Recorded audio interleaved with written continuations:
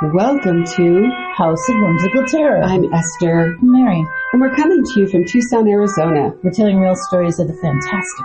All of our stories are true or told to us as true. Occasionally we alter names to protect privacy. Places for the same reason.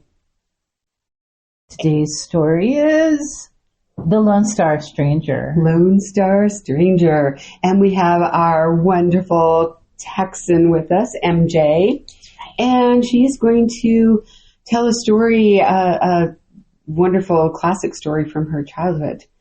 We're very excited about you as a guest, We are MJ. super excited. I'm excited to be here. Yeah. Woohoo. It's like Texas week. Yeah. Well, you know. What can we say?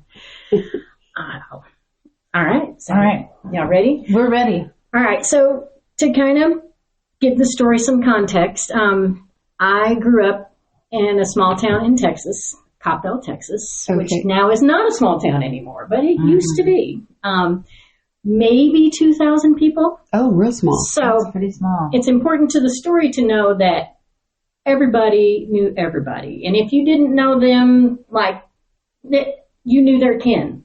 So you knew they belonged there and where they were from and who their people were and, you know, who should be where and all that kind of stuff. All right. It's important to the story. So I was in high school, and at the wintertime, it could have been early spring. I just remember it was cold outside.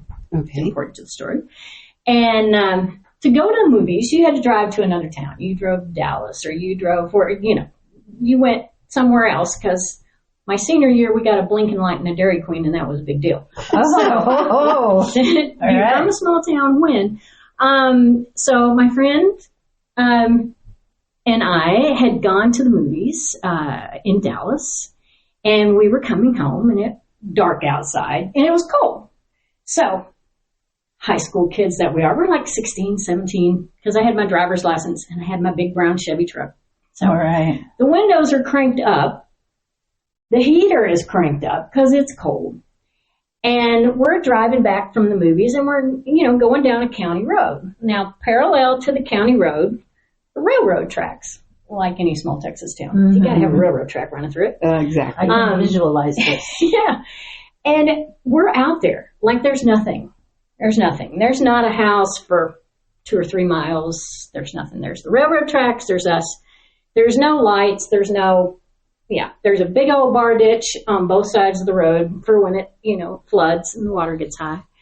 And we're tootling along, and we are just singing at the top of our lungs, badly, I'm sure. And I'll never forget, because it was Hotel California.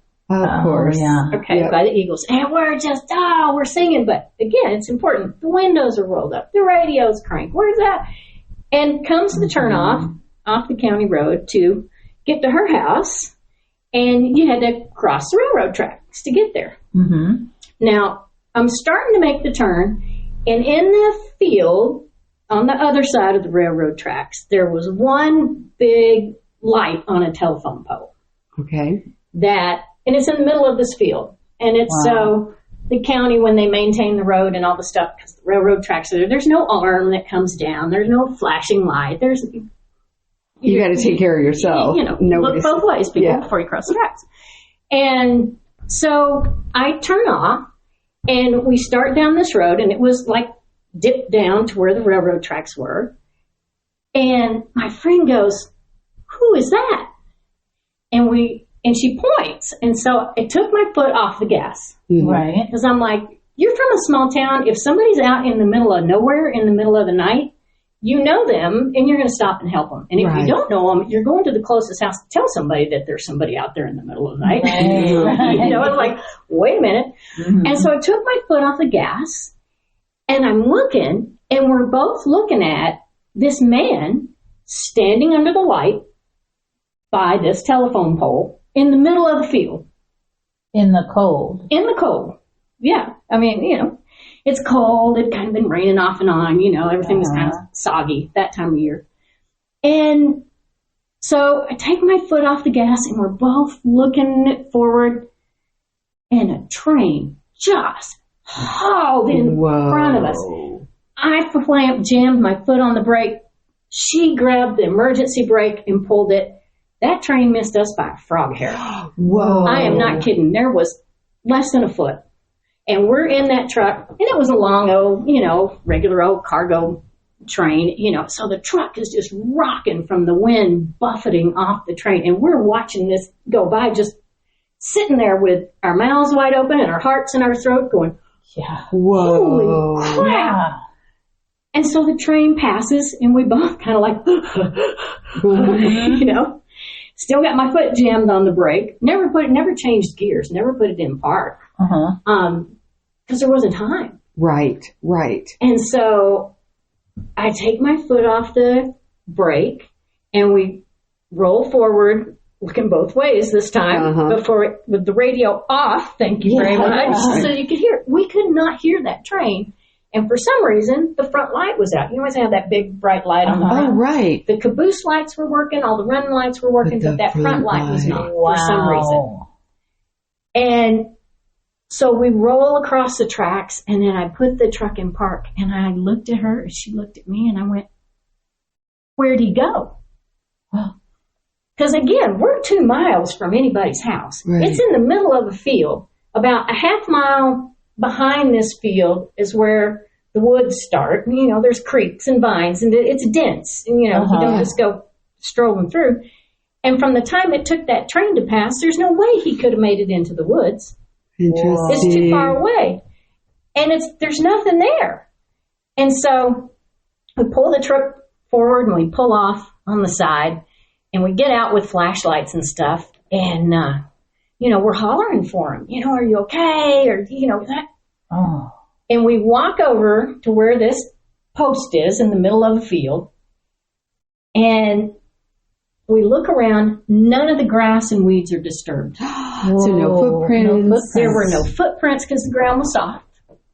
There were no footprints. None of the grass was disturbed. Nothing. And both of us just, like, you talk about getting goosebumps. We ran back to the truck and got in.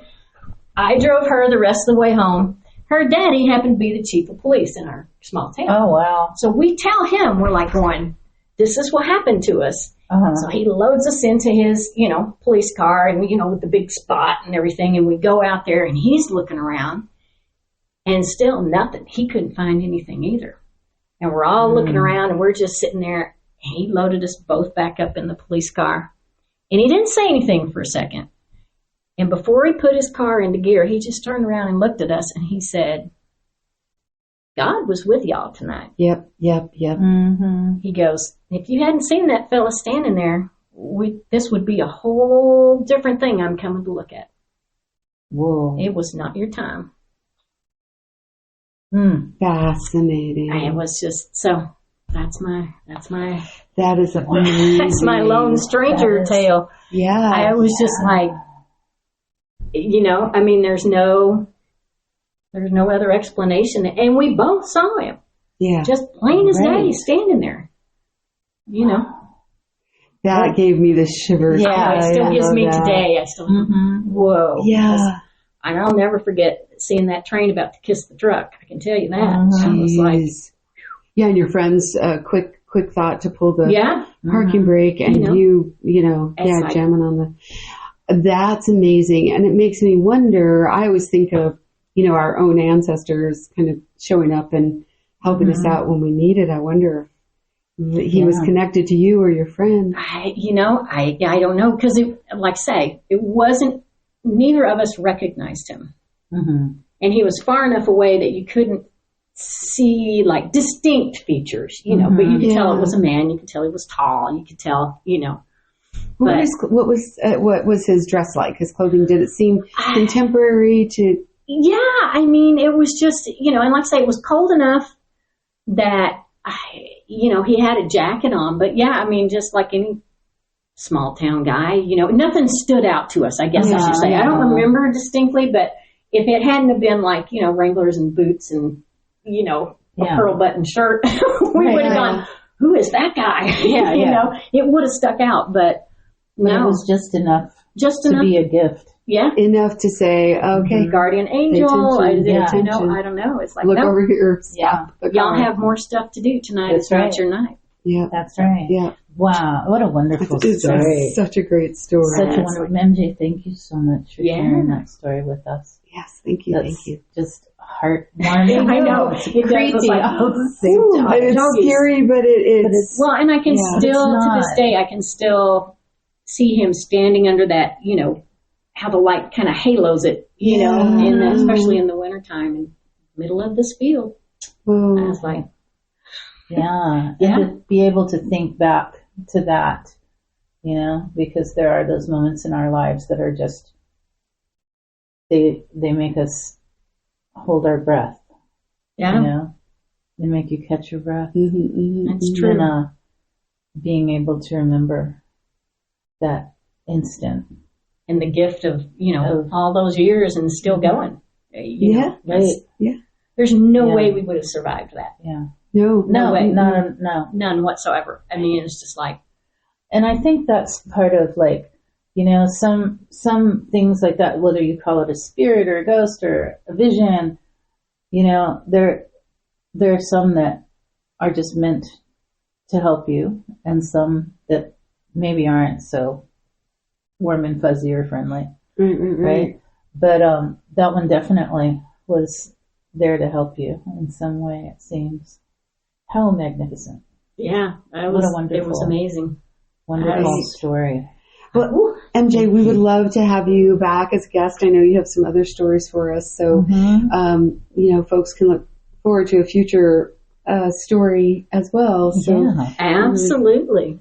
Oh yeah, those Texas storytellers too. I like. Did you say frog's hair? we love to make fun of Texas, but some of our best friends are from Texas. Apparently, quite a few.